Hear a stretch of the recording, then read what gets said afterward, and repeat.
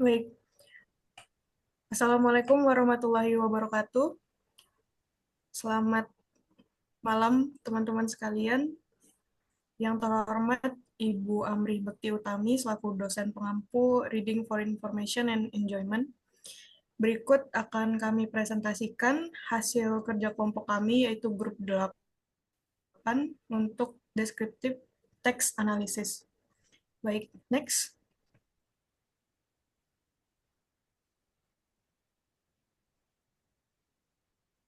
Nah, di sini anggota kelompok kami ada Hilda Evana Friliani, ada saya, Anissa Nur Febriana, dan Okti Nayatul Marifah.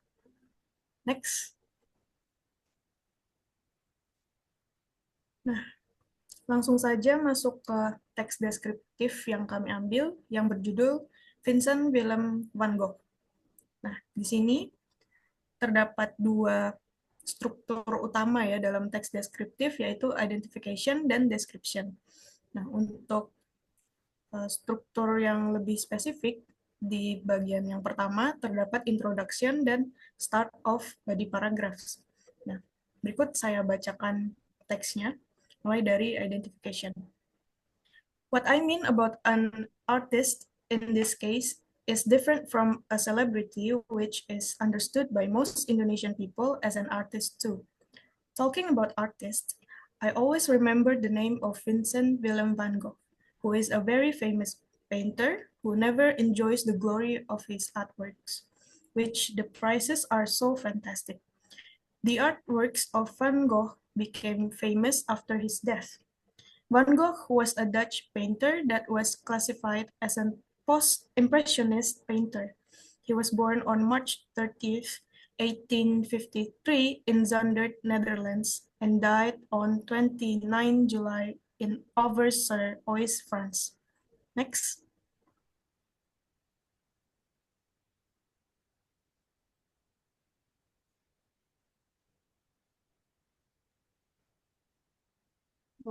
Selanjutnya masih pada structure body paragraph. Di sini menjelaskan yang ada di paragraf 1 tadi. Mungkin saya akan bacakan. In his lifetime, he was stated as a stupid person who tried and failed to learn painting. Not only that, he was totally poor and suffered. At first, he failed in love. He failed in love and thus made him suffer in life. He failed to be anything like normal people. His failure in love broke his mental and confidence. Before he became a painter, or let's say, liked painting, he was a Protestant missionary in southern Belgium. His duty was in the coal mine, and there he saw the truth about suffering and the truth about his own God. Seeing human suffering, he also wanted to experience the same in the name of humanity. He lost his faith and started to paint. Next.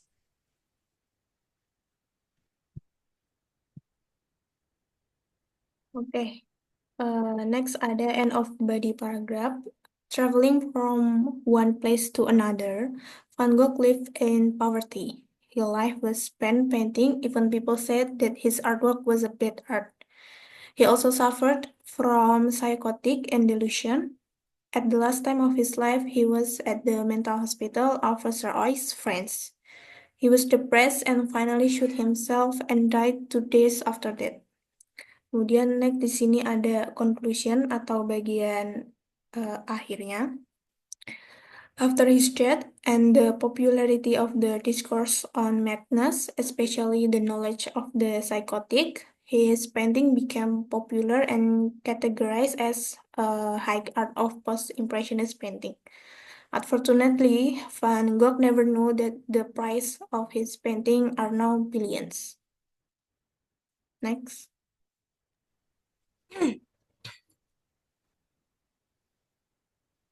Ya, baik. Berikutnya di sini kita menganalisis bagian-bagian yang berupa transisi dalam teks deskriptif tadi. Seperti yang sudah diketahui ya, pada setiap bagian teks deskriptif, khususnya di awal paragraf, itu terdapat kata-kata atau kalimat yang di bold. Nah, itu merupakan transisi-transisi yang uh, kami highlight seperti itu. Nah, di sini ada talking about artists, lalu ada in his lifetime, not only that, lalu at first, and then before he became a painter, lalu ada at the last time of his life, after his death and the popularity of the discourse on madness, lalu ada unfortunately. Transisi inilah yang merupakan transisi dari setiap tiap bagian atau paragraf dari teks deskriptif yang kami ambil. Jadi next.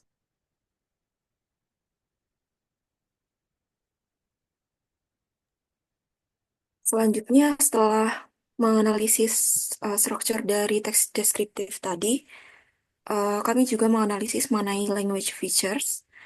Ada beberapa features yang kami analisis. Yang pertama itu ada sensory imagery.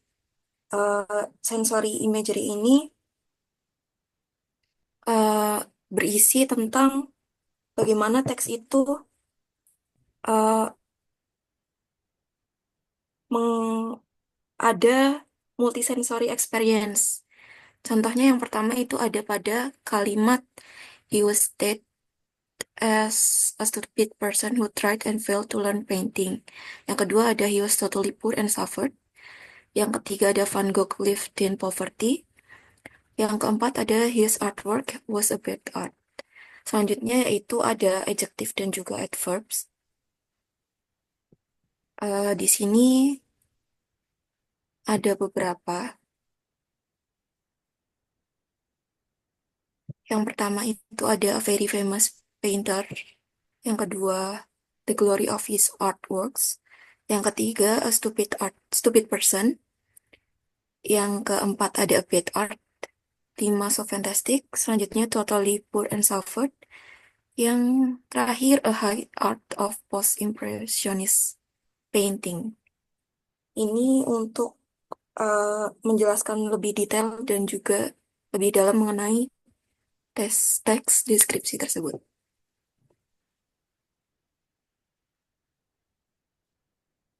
Oke, next di language feature ada vivid verbs. Vivid verbs ini adalah verbs yang menggambarkan verbs yang detail atau spesifik. Misalnya di sini ada he also suffer from psychotic and delusion.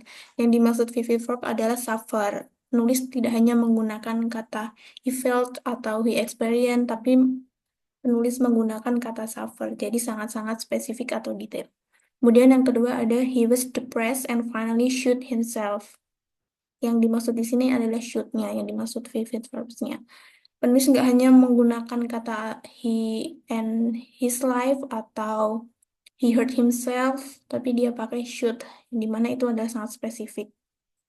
Kemudian ada connotative language, ada suffer, lost his faith, and his failure in love broke his mettle and confidence.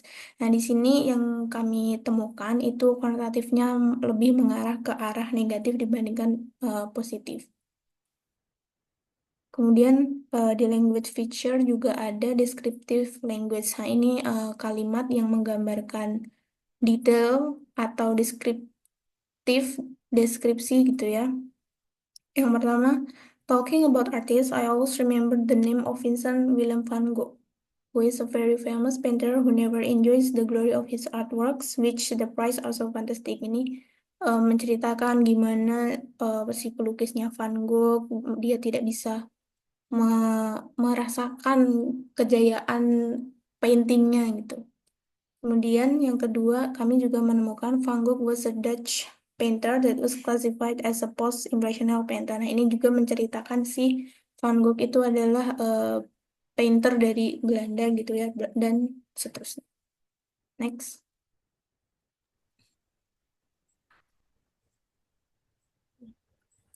Baik, di sini juga kami menganalisis dua language features yang terakhir ya, yaitu ada spatial and temporal description dan juga emotional language.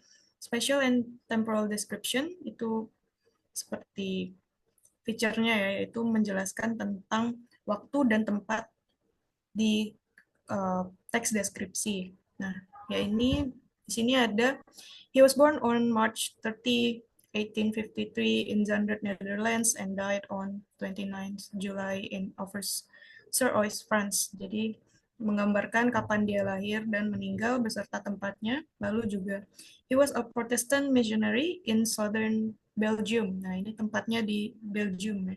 Lalu juga his duty was in the coal mine. Ini tempatnya di coal mine. Dan juga yang terakhir itu ada the mental hospital offers Ois France. Sebenarnya ini kalimatnya ada full-nya ya, tetapi di sini kami mengambil tempatnya saja.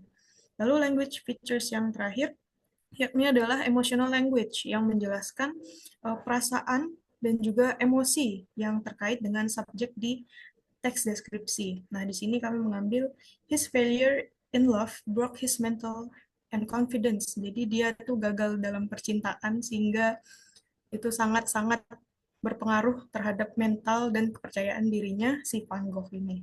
Baik, next.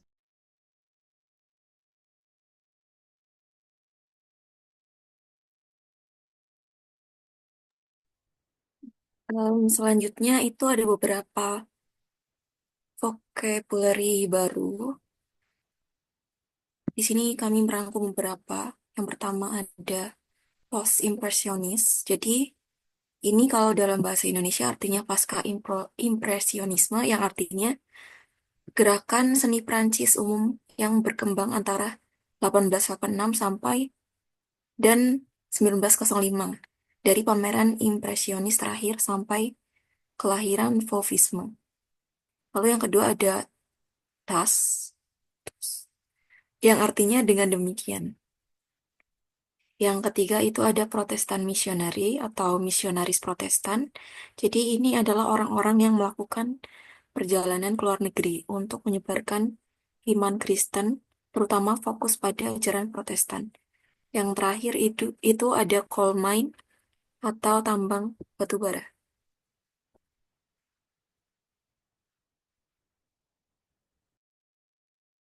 Oke, selanjutnya di sini ada faith atau iman, atau bisa juga keyakinan, atau juga bisa diartikan sebagai kepercayaan.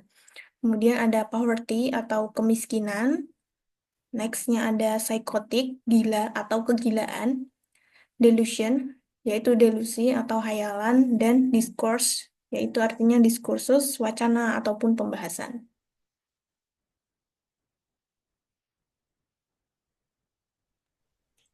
Ya, baik. Mungkin di sini kita sudah selesai dalam menyampaikan materi. Ini source-nya kita mengambil di blog Ruang Guru ya. Mungkin dari teman-teman yang lain ada yang ingin disampaikan lagi. Dari Mbak Hilda sudah cukup? Okti juga sudah cukup? Baik. Mungkin dari saya ingin menyampaikan sedikit kenapa teks deskriptif Vincent Willem van Gogh ini sangat menarik karena ini menjelaskan seseorang ya, yang mana ketika kita membaca teksnya itu kita sangat merasakan feeling si penulis ini dalam menjelaskan si Vincent Willem van Gogh ini. Kayak dia tuh tidak mengetahui bahwa artnya itu sangat sekarang tuh dipuja-puji ya. Nah, yang itu sangat speaks to us, yang mana kita tertarik untuk mengangkat teks deskriptif ini. Walaupun dari segi language feature seperti vivid atau sensory imagery-nya tidak begitu sedeskriptif itu, seperti yang bisa dirasakan, yang bisa kita sentuh, kita bisa feel secara langsung, tetapi teksnya itu lebih kepada emotion. Kami merasa teks deskriptif ini sangat tersentuh, sangat mendeskripsikan emotion dari si penulis dalam mendeskripsikan Vincent Willem van Gogh. Mungkin itu dari kami. Kami akhiri. Mohon maaf apabila ada salah kata. Wassalamualaikum warahmatullahi wabarakatuh.